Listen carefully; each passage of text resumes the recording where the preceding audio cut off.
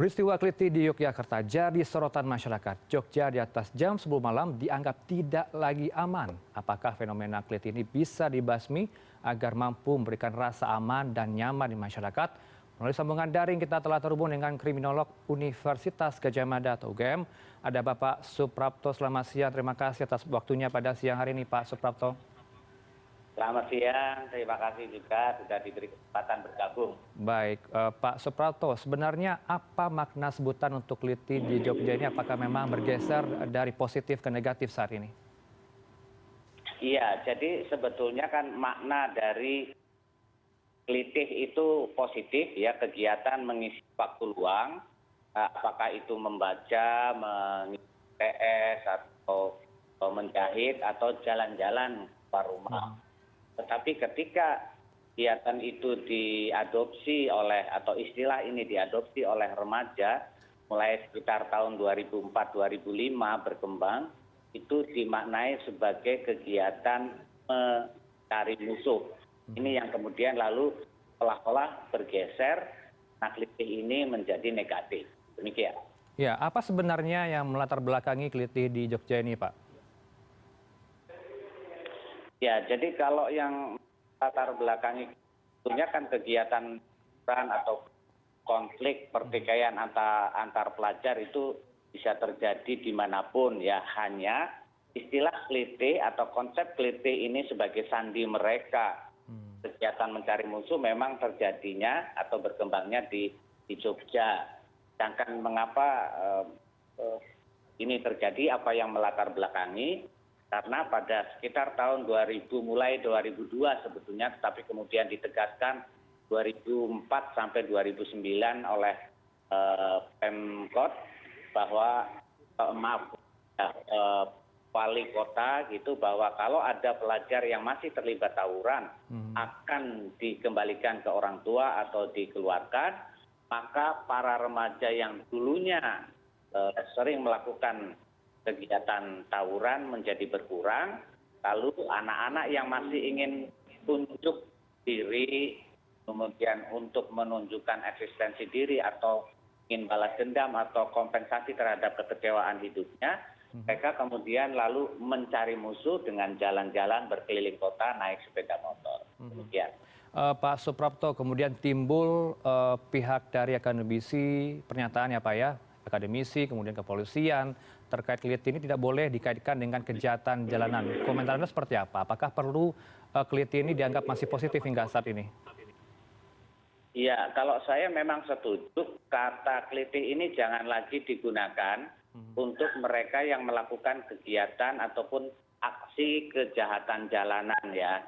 Misalnya ada kata anirat atau aniras, penganiayaan keras, penganiayaan berat di jalanan oleh remaja, mungkin itu lebih bisa digunakan karena kalau selalu menggunakan Kelitih, maka lambat laun masyarakat juga jadi alergi atau terganggu, merasa tidak nyaman ketika mendengar kata Kelitih yang sebetulnya itu positif. Baik, masyarakat Jogja sudah merasa tidak aman dengan istilah Keliti yang menjadi negatif ya Pak Suprapto.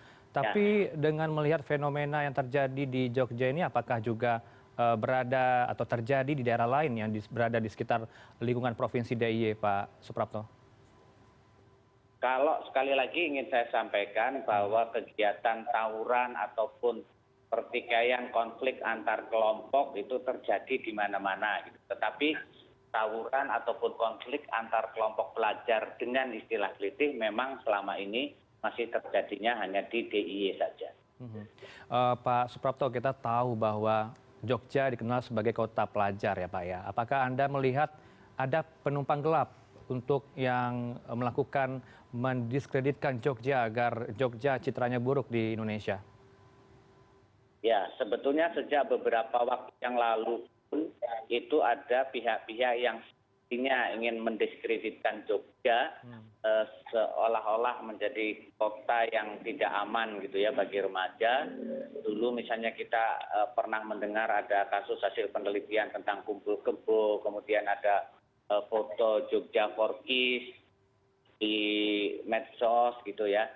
Nah, saya kira itu sangat mungkin, dan kalau tadi dikatakan ada penumpang gelap atau tidak, hasil penelitian saya yang saya lakukan sejak tahun 2004 sampai 2009 itu menunjukkan ada 3 tingkat organisasi mereka. Yang pertama adalah organisasi murni gitu, asli, yang terdiri dari ketua, wakil, dan anggota.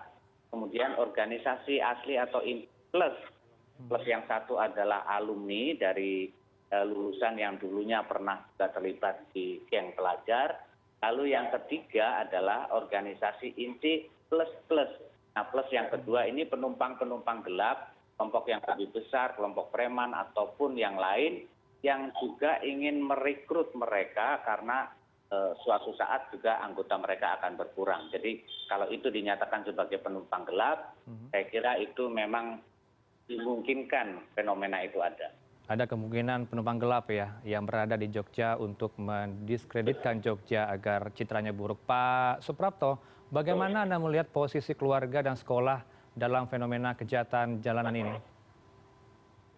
Iya, jadi sekali lagi kalau keluarga jelas tadi di awal saya sampaikan mengapa ini terjadi, karena ada fungsi keluarga yang terabaikan, salah satunya adalah fungsi kontrol. Karena kegiatan ini selalu terjadi pada malam hari, mestinya orang tua itu mempertanyakan ketika anaknya misalnya setelah jam 22 tidak berada di rumah. Sehingga harusnya dipertanyakan ada di mana, dengan siapa, ngapain, dikontrol, dipantau. Tetapi ternyata ada beberapa keluarga yang tidak mau tahu, sehingga akhirnya niat mereka yang memiliki motivasi beragam tadi, yang salah satunya adalah unjuk diri, itu menjadi memiliki kesempatan, dan niat plus kesempatan akhirnya bisa menjadikan terjadinya tindak kejahatan atau kekerasan. Ini artinya fungsi pengawasan dari orang tua masih lemah hingga saat ini ya Pak Suprapto? Ya, kami melihat pengawasan dari orang tua atau dari keluarga melemah.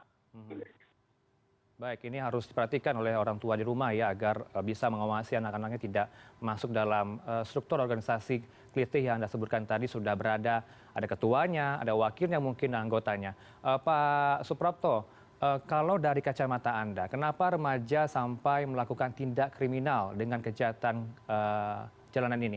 Kalaupun dari bagian mereka ini unjuk diri, Anda katakan, ikut-ikutan, kenapa pilihannya berada pada tindak kriminal? Pak Suprapto. Ya, ya, karena ada pihak-pihak tertentu yang memberikan doktrin, ada pihak-pihak tertentu yang berdalih untuk menjaga kesatuan solidaritas alma mater, atau tentang istilah mereka itu solidaritas kelompok, sehingga mereka kemudian merasa perlu untuk membela kelompoknya. Tapi perlu kami sampaikan bahwa mereka kan mereka ini jumlahnya banyak, dan cara menunjuk kami kuat. Saat ini kami berani, dan berani kekuatan itu lalu kan hati dan tindak mancing perkelahian. Karena kalau sampai kita melihat kalangan kelompoknya itu ada prestise yang tinggi. Berbicara soal memberikan efek jera terhadap pelaku kejahatan jalanan kelitih ini, Pak Suprapto, kalau kita menyimak dari pernyataan Gubernur DIY Sri Sultan Hamengkubuwono ke-10 yang menyatakan bahwa masih terkendala dengan hukuman karena tidak berlangsung berhubungan dengan pidana. Kalau Anda melihat apakah benar ini terjadi di lapangan, sulit untuk memberikan efek jera terhadap para pelaku kejahatan jalanan ini? Selama ini kami memang melihat bagaimana sulitnya atau aparat kepolisian di dalam menangani ini, karena satu usianya yang bawah 8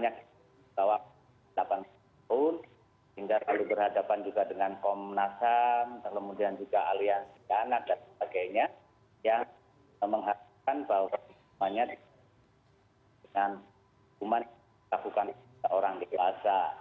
Tetapi ketika tindakannya itu sudah sampai pada menentukan cedera seumur hidup bahkan kematian, kalau itu dilakukan tindak keras,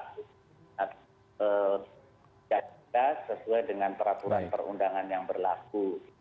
Jadi jangan Baik. hanya versi gitu, apalagi kalau misalnya hukumannya itu lebih dari 7 tahun. Baik, masih terbelenggu terhadap usia para pelaku kejahatan jalanan ini yang Anda katakan masih di bawah umur sehingga pembinaan orang tua dibutuhkan dan juga peran dari sekolah juga tentunya sangat dibutuhkan dalam pengawasan anak-anak. Terima kasih Pak Suprapto selaku sosiolog kriminolog dari Universitas Gadjah Mada atas waktunya. Salam sehat kembali Pak Suprapto. Terima kasih kembali, salam sehat dan selamat tugas.